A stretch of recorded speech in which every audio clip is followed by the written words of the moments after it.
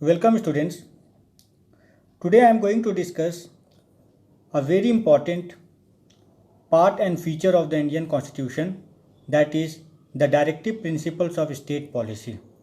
Students, you know that our constitution is a lengthiest constitution of the world, and it is divided into many parts, and in every part you will get the articles, and in every article there are certain provisions which we have to follow. So there are several chapters, 22 chapters are there in the Indian Constitution, and if you see the chapter 4 deals with the directive principles of state policy. Now what is directive principle? What is directive principle of state policy? See, these are nothing but these are the guidelines or principles given to the central and state government of India to be kept in mind while framing laws and policies. So these are the directions and guidelines given to the government by the constitution, and it is the duty of the government to follow these directions. But remember one thing, that if the government do not follow these directions given by the constitution, no case will held against them. That means that the government is not bound to follow or implement these directions. Okay, these directive principles are not enforceable like that of fundamental rights. Unlike fundamental rights, they are not enforceable before the court of law. That means they are not justiciable. If a government do not follow the instruction or direction of the directive principle, you cannot file a case against the government before any law court. So this directive principle has been inspired by the directive principle given in the Constitution of Ireland, and also by the principle of Gandhism, that is the ideology of Mahatma Gandhi related to social justice, economic welfare, foreign policy, and legal and administrative matters. So let's deal with the directive principles one by one. See, our directive principles are broadly divided into three principles: socialist principles, Gandhian principles, and liberal principles. See, the articles are there. Article 36 to 51 deals with the directive principle of state policies. So see, socialist principle, article 38, 39, 39A, 41, 42, these articles deals with socialist principle. Then here you will see these articles. These article deals with the Gandhian principles. Okay, you should remember these articles. And these articles deals with the liberal principles. Okay, so let's deal with all these directive principles one by one. Article 38, what does it say? It is the duty of the state to promote the welfare of the people by securing a social order permeated by justice. That means the duty of the government to, in order to promote social welfare in a country. Okay, social welfare in a country, and also the government should strive to minimize the inequality of income. The government should work to minimize the inequality of income in a country. Okay. So then it's also given that state shall in particular direct its policy towards securing that all the citizens have the right to an adequate means of livelihood. मतलब सबको रोजगार मिले, सबको means of livelihood सबको secure होना चाहिए, and ownership and control of the material resources of the community are so distributed as best to subserve the common good. मतलब whatever resources are there in the country, the government must utilize these resources in such a way so that all the sections of society get benefited out of it. That means that the utilization of resources should not be meant only for few persons. Okay, the utilization of every section of the society should get the benefit of these resources, because the resources of a country belongs to everybody, not to somebody. Then the operation of the economic system does not result in the concentration, मतलब इस तरह का system नहीं होना चाहिए कि कुछ लोगों के पास बहुत सारा पैसा है और बाकी लोग जो है बेहद गरीब है, ऐसा नहीं होना चाहिए। इकोनॉमिक सिस्टम को इस तरह से ऑपरेट करना है that does not result in the concentration of wealth and means of production to the common detriment. Okay, तो इस तरह से काम नहीं करना है कि कुछ लोगों के पास बहुत पैसा है बाकी लोग गरीब रहे, है ना। We have to bridge the gap between the rich and the poor, and the government has to work in such a way so that it brings economic equality in a country. Then equal pay for equal work for both men and women. Everybody who is working in any sector, okay, either male or female, they should get equal pay for equal work.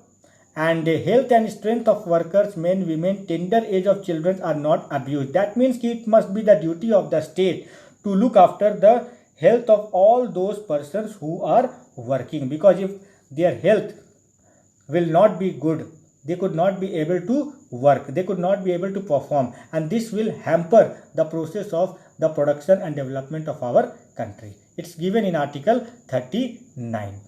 Okay, it should be the duty of the government to look after the health of the workers. Okay, और इसी article 39 के तहत जो है ना, आज government क्या कर रही है, government is providing covid vaccine to us free of cost, so that we will maintain our health, we will not get infected and we will remain fit to properly contribute to the production of our country. Okay, then Article 39 to promote equal justice and to free legal aid to poor. Okay, it is the duty of the government to provide equal justice and free legal aid, particularly to those who are very very poor. ठीक है, उन लोगों को justice मिलना चाहिए गरीबों को, और जो लीगल एड है, जो मतलब कानूनी प्रॉब्लम अगर कुछ हो जाती है तो उसमें सरकार इन लोगों को फ्री सर्विस प्रोवाइड करे पुअर पीपल को। Okay, Then Article 41 to secure the right to work, education, public assistance in case of unemployment, old age, मतलब सरकार सबको नौकरी दे, सबको एजुकेशन प्रोवाइड करे। ओके, और जो बूढ़े हैं, बुजुर्ग है, बीमार है, उनको सरकार स्पेशली केयर करे। Article 42 to make provision for just and humane conditions for work. Okay, the government should provide better environment for the working of the industry for the workers. Then Article 43 to secure a living wage, a decent standard of life and cultural opportunities. Okay, the government should operate the system in such a way so that it provide decent standard of living to the people. Then Article 43A to take steps to secure the participation of workers in the management of industry. Industry के management पे workers लोगों की भी सहभागिता होनी चाहिए, participation होनी चाहिए। Then article 47 to raise the level of nutrition standard of living of the people, लोगों के न्यूट्रिशन पे ध्यान देना होगा सरकार को, स्टैंडर्ड ऑफ लिविंग को इम्प्रूव करना होगा और पब्लिक हेल्थ को मेंटेन करना होगा, जिसके बारे में जस्ट मैंने आपको अभी बताया। तो these comes under the socialist principles. Now Gandhi ji also suggested some principles which was included in the directive principles. See, articles, you can see the articles. I will not mention the article, it's given written in bracket. See, what are the Gandhian principles which are incorporated in the directive principle? There should be the village panchayat, organization of village panchayat, small scale industry should be there in the rural areas, there should be cooperative society, the government should promote the educational and economic interest of the backward sections such as scheduled caste, scheduled tribes and other weaker section of the society. Okay, then the government prohibit the intoxicating drinks and drugs that are injurious to health. Article 47 में है कि सरकार को शराब पे बंदी लगानी चाहिए और ऐसी सारी नशे वाली चीज़ों को बंद करवा देना चाहिए जिससे पब्लिक के हेल्थ को नुकसान हो रहा है, लेकिन सरकार इसको अभी कहाँ फॉलो कर रही है। कुछ स्टेट्स में आप देखेंगे कि शराब में प्रतिबंध लगा हुआ है, लेकिन ज़्यादातर स्टेट में तो सरकार अलाउ कर रही है। तो शराब पे पूर्ण पाबंदी लगनी चाहिए, इस पे कानून बनानी चाहिए, डायरेक्टिव प्रिंसिपल पे कानून बननी चाहिए और जितने भी नशे की चीज़ें हैं सबको सरकार बैन करे। भले सरकार को उनकी खरीद बिक्री से फ़ायदा होता है, सरकार को टैक्स मिलता है, लेकिन पब्लिक के हेल्थ को भी वो बिगाड़ रहा है। ठीक है, तो the government should not make any compromise with the public health and must strictly follow this article 47। Then article 48 organisation of agriculture and animal husbandry, है ना, सरकार एग्रीकल्चर को ऑर्गेनाइज करे, एनिमल हस्बेंड्री को प्रमोट करे और जो गाय है, गाय के बछड़े हैं और जितने भी मिल्क और ड्रॉट्स एनिमल्स हैं उनके स्लॉट पे, उनके मारने पे प्रतिबंध लगाए। कई स्टेटों में काउ स्लॉटर पे बैन लगा हुआ भी है। देन लिबरल प्रिंसिपल्स में आपके आ गए, लिबरल मीन्स दैट मीन्स कि which provide more and more rights and freedom to the people. Article 44 uniform civil code for the citizen, सारे सिटीजन्स के लिए कानून एक जैसा होना चाहिए। धर्म में भी बहुत सारे कानून हैं जो हर धर्म के लोगों के लिए अलग अलग कानून है, ये सारे को ख़त्म करके एक कानून होनी चाहिए। There should be a uniform civil code for all the citizens. Then the government should provide free and compulsory education to all the children, that comes under liberal principle। और आपको पता है कि इसको सरकार ने कानून भी बना दिया है। now this directive principle has become a fundamental right with effect from 1st April 2010 when right to education was implemented, under which the government provided free and compulsory education to all the children between the age of 6 to 14 years. So this directive principle of state policy now has become a fundamental right, you should remember it. Now article 50 separation of judiciary from executive, that means कि executive should not interfere in the work of judiciary has their own function and executive has their own functions, okay।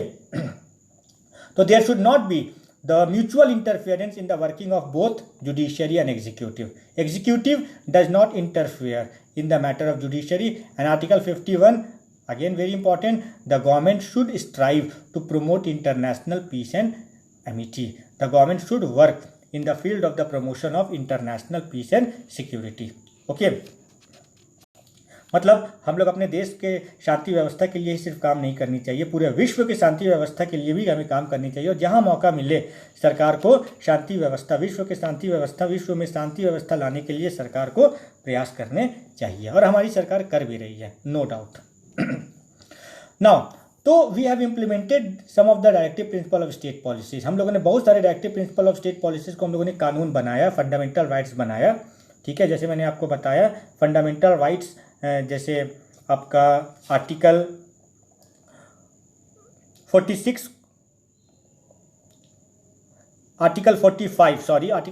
में कि the government should provide free and compulsory education to all the children, this has been transform into fundamental rights.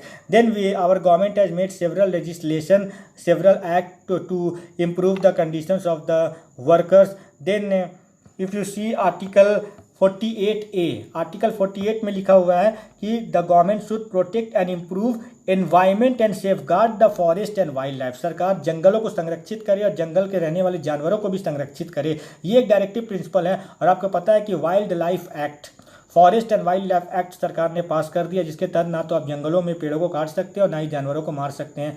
National park और centuries बना के भी our government is preserving and safeguarding the wildlife of our country, okay।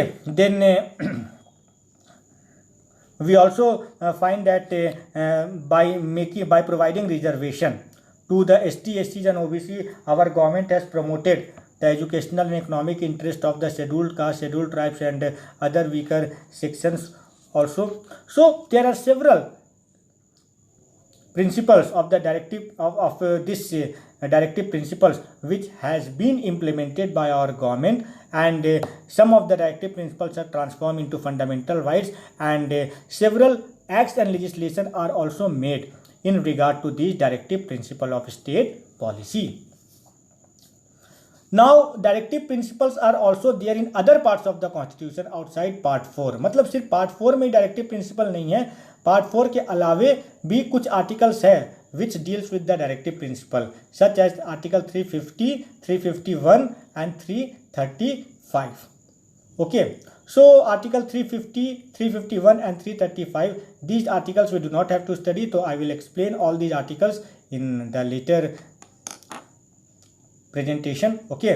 So far you have to learn only till the implementation of directive principle of state policy, importance of the directive principle of state policy, okay students, thank you।